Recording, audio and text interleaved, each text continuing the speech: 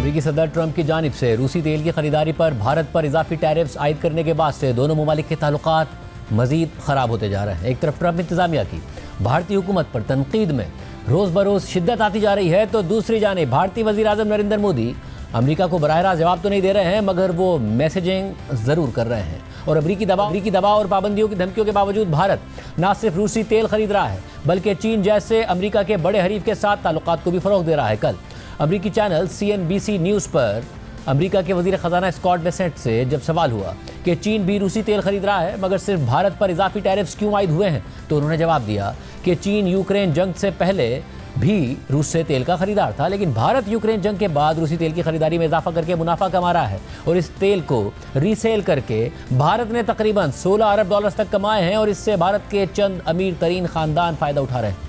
चलिए पीछे जाकर तारीख को देखते हैं तो चीन की दरामदाद ज़्यादा नहीं है। अगर आप 2022 से पहले रूसी इन्वेजन से पहले के हालात देखें तो चीन के तेल का 13% पहले ही रूस से आ रहा था और अब ये 16% है। इसलिए चीन के तेल के ज़राए डाइवर्सिफाइड हैं। अब अगर आप भारत को देखें तो मेरा ख्याल है कि जंग से पहले उसका 1% से भी कम तेल रूस से आता था और अब मेरा ख्याल है ये बढ़कर 42% तक पहुँच गया है। भारत सिर्फ मुनाफाखोरी कर रहा है, वो बस मुनाफा कमा रहे हैं, वो इस तेल को दोबारा फरोख्त कर रहे हैं। उन्होंने $16 अरब का इजाफी मुनाफा कमाया है और इससे भारत के चंद अमीर तरीन खानदान फायदा उठा रहे हैं। तो ये मामला बिल्कुल मुख्तलिफ है। ये जो भारत कर रहा है, जिसे मैं इंडियन आर्बिट्रेज कहूँगा कि सस्ता रूसी तेल खरीदना और इसे मसनूआत की सूरत में दोबारा बेच देना, ये सब कुछ जंग के दौरान शुरू हुआ है, जो बिल्कुल नाकाबिले कबूल है। इस हवाले से ब्लूमबर्ग की रिपोर्ट में लिखा है कि स्कॉट बेसेंट के इस बयान को एशिया के सबसे अमीर तरीन आदमी मुकेश अंबानी पर इनडायरेक्ट तनकीद समझा जा रहा है, क्योंकि मुकेश अंबानी की रिलायंस इंडस्ट्रीज लिमिटेड रूसी खाम तेल के खरीदारों में शामिल रही है और तवील मुद्दती मुआहदों के तहत रूसी कार्गोज खरीदती रही है। वजीर आजम मोदी के दोस्त मुकेश अंबानी की कंपनी रिलायंस भारत की सबसे बड़ी कंपनी है और मार्केट इंडेक्स में नुमाया वजन रखती है। ब्लूमबर्ग के मुताबिक भारतीय हुकूमत बार बार इस बात का दिफा करती आई है कि उसे सबसे सस्ते जराए से तेल खरीदने का हक हासिल है और अमरीकी धमकियों को गैर माकूल करार देती आई है। पीर को भारतीय वज़ीर आज़म नरेंद्र मोदी ने रूसी सदर पुतिन से टेलीफोन पर गुफ्तगू की और उन्हें अपना दोस्त करार दिया। इसके अलावा कल जब व्हाइट हाउस की तर्जुमान कैरोलाइन लेविट से रूस और यूक्रेन जंग के मुतालिक सवाल हुआ तो उन्होंने कहा कि सदर ट्रंप रूस पर जंग के खात्मे के लिए सख्त अवामी दबाव डाल रहे हैं और भारत पर पाबंदियां भी इस सिलसिले में लगाई गई हैं। उन्होंने इजाफी टैरिफ्स को पाबंदियां कहा। The president has put tremendous public pressure to bring this war to a close. He's taken actions, as you've seen, sanctions on India and other actions as well. He's made himself very clear that he wants to see this war end. इससे पहले अमेरिकी सदर Trump के मुशीर बराए तिजारत Peter नेवारो ने पीर को financial times के लिए लिखे गए एक ओपेड में भारत की जानिब से रूसी तेल की खरीदारी पर सख्त तनकीद की थी।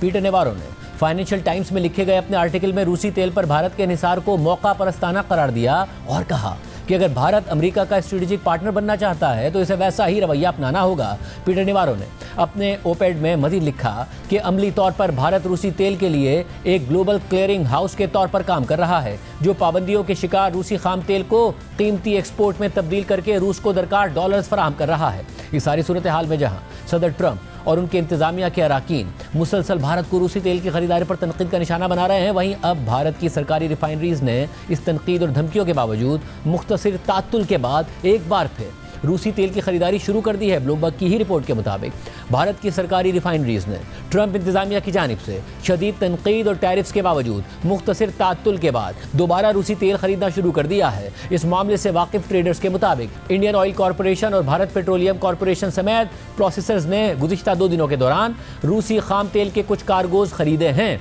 उन्होंने मजीद बताया कि ये शिपमेंट्स सितंबर और अक्टूबर में लोडिंग के लिए हैं। इस माह के अवाइल में जब सदर ट्रंप ने रूसी तेल की खरीदारी पर भारत पर तनकीद की थी और मुआशी पाबंदियों की धमकी दी थी तो भारत की सरकारी रिफाइनरीज ने रूसी खाम तेल की खरीदारी रोक दी थी। भारत ने जुलाई के आखिर में अपने प्रोसेसर्स से कहा था कि वो ऐसे मंसूबे तैयार करें जिनके जरिए रूसी तेल की फरहमी बंद होने की सूरत में ओपेक प्लस प्रोड्यूसर्स पर इन्हिसार कम किया जा सके, यानी भारत की खाम तेल की दरामदात को डाइवर्सिफाई किया जा सके। अमेरिकी सदर ट्रंप के मुशीर बराए तिजारत पीटर नेवारो ने पीर को फाइनेंशियल टाइम्स में कॉलम में लिखा कि रूसी दरामदात में इजाफे की वजह भारत की मकामी ज़रूरियात के बजाय वहां की बड़ी ऑयल लॉबी की मुनाफाखोरी है। इसके अलावा अमेरिकी वजीर खजाना स्कॉट बेसेंट ने दावा किया कि भारत के कुछ अमीर तरीन खानदान रूसी तेल की खरीदारी से फायदा उठा रहे हैं और उन्होंने भारत पर टैरिफ बढ़ाने के मंसूबे को दोहरा दिया।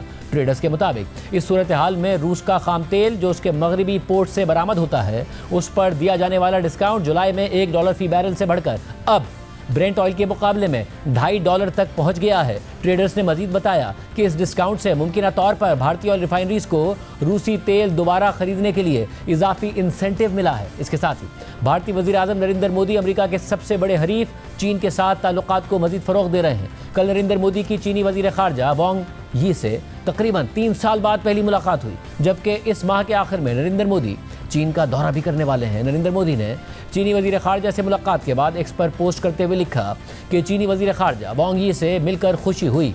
गुज़िश्ता साल काजान में चीनी सदर शी जिनपिंग से मेरी मुलाकात के बाद से भारत चीन ताल्लुकात ने एक दूसरे के मफादात और सेंसिटिविटीज़ के एहतराम की बुनियाद पर मुस्तकिल पेशरफ्त की है। मैं शंघाई ताउन तंजीम के सरबराही इजलास के मौके पर हमारी अगली मुलाकात का मुंतज़िर हूँ। भारत और चीन के दरमियान मुस्तहकम, प्रिडिक्टेबल और तामीरी ताल्लुकात खित्ते के साथ साथ आलमी अमन और खुशहाली में भी नुमाया किरदार अदा करेंगे। इसके अलावा भारत और चीन के दरमियान तकरीबन 5 साल बाद बराह रास्त परवाज़ें भी दोबारा शुरू करने, सरहदी मामलात हल करने और बाहिमी तिजारत बढ़ाने पर भी इत्तफाक हो गया है। रॉयटर्स की रिपोर्ट के मुताबिक भारत और चीन ने मंगल को इस बात पर इत्तफाक किया है कि दोनों ममालिक बराह रास्त परवाज़ें दोबारा शुरू करेंगे और बाहिमी तिजारत और सरमायाकारी को बढ़ाएंगे, क्योंकि दोनों हमसाया ममालिक 2020 के सरहदी तनाज़े की वजह से अपने मुतासरा ताल्लुकात को दोबारा बहाल कर रहे हैं। अमेरिकी सदर ट्रंप की गैर मुतवक्के खारजा पॉलिसी के पस मंज़र में ये दोनों एशियाई ताकतें एहतियात से अपने ताल्लुकात को मजबूत कर रही हैं और इस सिलसिले में दोनों ममालिक के दरमियान आला सतह के बाहिमी दौरों का एक सिलसिला भी शुरू हो चुका है। भारतीय वजारत खारजा ने कहा कि दोनों ममालिक बराह रास्त परवाज़ें दोबारा शुरू करेंगे, तिजारत और सरमायाकारी को फ़रोग़ देंगे, जिसमें 3 मकामात पर सरहदी तिजारत का दोबारा आगाज़ और वीज़ा सहूलियात की फरहमी शामिल है। रिपोर्ट के मुताबिक चीन और भारत के दरमियान बराह रास्त परवाज़ें कोरोना वबा के बाद से मुअत्तल हैं, ताहम उनके दोबारा आगाज़ की कोई तारीख नहीं दी गई। ये बयान चीन के वज़ीर ख़ारजा वांग यी के 2 रोज़ा दौरा भारत के अख्तिताम पर सामने आए, जहां उन्होंने भारत के कौमी सलामती के मुशीर अजीत दोवल के साथ दहाइयों पुराने सरहदी तनाज़े को हल करने के लिए बातचीत की। भारतीय वजारत खारजा के मुताबिक सरहदी मुज़ाकरात में दोनों ममालिक के हिमालयाई सरहद पर तैनात फौजियों की वापसी, सरहदों की हदबंदी और दीगर सरहदी उमूर शामिल थे। जबकि चीनी वजारत खारजा की जानिब से जारी बयान में कहा गया कि दोनों ममालिक ने एक वर्किंग ग्रुप कायम करने पर इत्तफाक किया है जो सरहदी उमूर पर मुशावरत और हम आहंगी करेगा ताकि सरहदी डिमार्केशन पर मुज़ाकरात को आगे बढ़ाया जा सके।